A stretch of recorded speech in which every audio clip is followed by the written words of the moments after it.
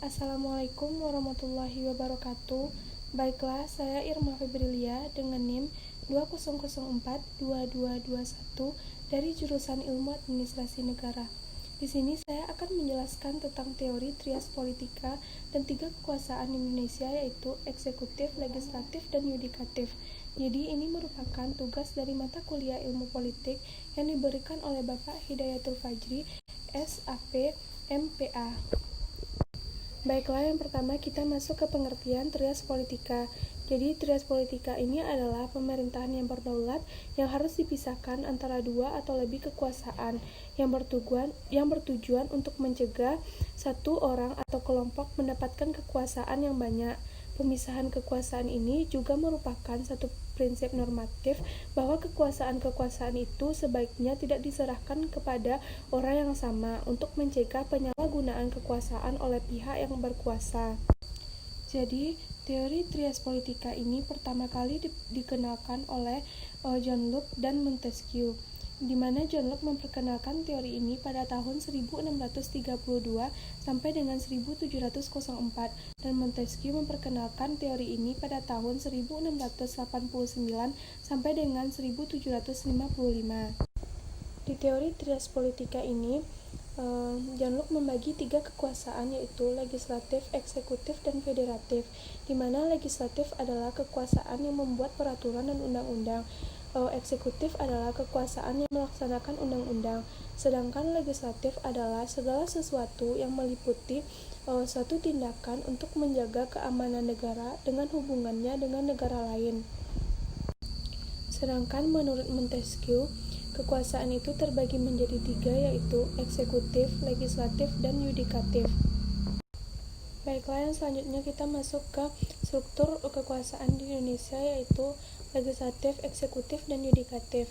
Yang pertama yaitu ada legislatif. Jadi legislatif ini adalah lembaga yang berwenang sekaligus bertugas dalam membuat dan menyusun undang-undang suatu negara. Jadi kekuasaan legislatif ini dipegang oleh parlemen yang menjadi perwakilan rakyat seperti MPR, DPR, dan DPD, di mana MPR ini bertugas untuk melantik dan memberhentikan presiden dan wakil presiden serta mengubah dan menetapkan undang-undang. Sedangkan DPR berfungsi untuk badan membuat undang-undang dan mempunyai hak dalam penetapan anggaran pendapatan dan belanja negara. Selanjutnya, fungsi dari DPD yaitu mengajukan rancangan undang-undang.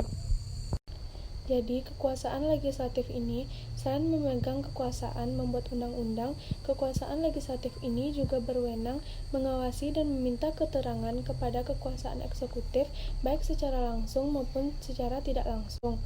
Selain itu, kekuasaan legislatif juga berfungsi untuk membatasi kekuasaan eksekutif atau presiden, sehingga presiden tidak bisa sewenang-wenang dalam memanfaatkan jabatannya untuk kepentingan pribadi atau bentuk kelompok sosial tertentu, karena semuanya telah diatur secara jelas setiap tugas maupun wewenangnya masing-masing.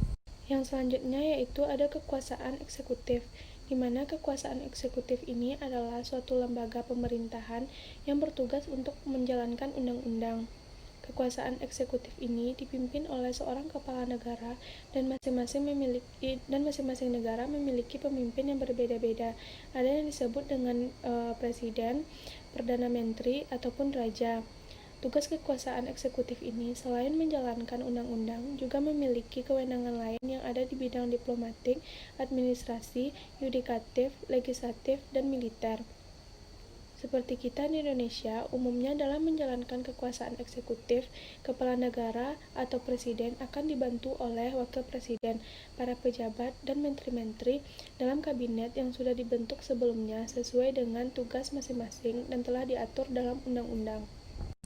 Yang terakhir yaitu ada kekuasaan yudikatif, di mana kekuasaan yudikatif ini adalah lembaga yang mempunyai wewenang dan kekuasaan dengan fungsinya untuk mengontrol seluruh lembaga negara yang menyimpang atau melenceng dari hukum yang berlaku pada negara tersebut. Contohnya yaitu MA, MK, dan KY. Lembaga yudikatif ini pada dasarnya dibentuk untuk alat penegakan dalam fungsi norma hukum, hak penyelesaian perselisihan, penguji material, dan hak pembatalan peraturan atau pengesahan peraturan hukum apabila bertentangan dengan dasar negara. Tugas lainnya dari kekuasaan yudikatif ini yang paling penting yaitu memutus pelanggaran hukum yang terjadi dalam struktur ketatanegaraan, termasuk dalam hal perselisihan dan penyelesaian sengketa serta yang lainnya. Baiklah, hanya itu yang dapat saya sampaikan. Maaf jika video saya banyak kekurangan. Terima kasih. Assalamualaikum warahmatullahi wabarakatuh.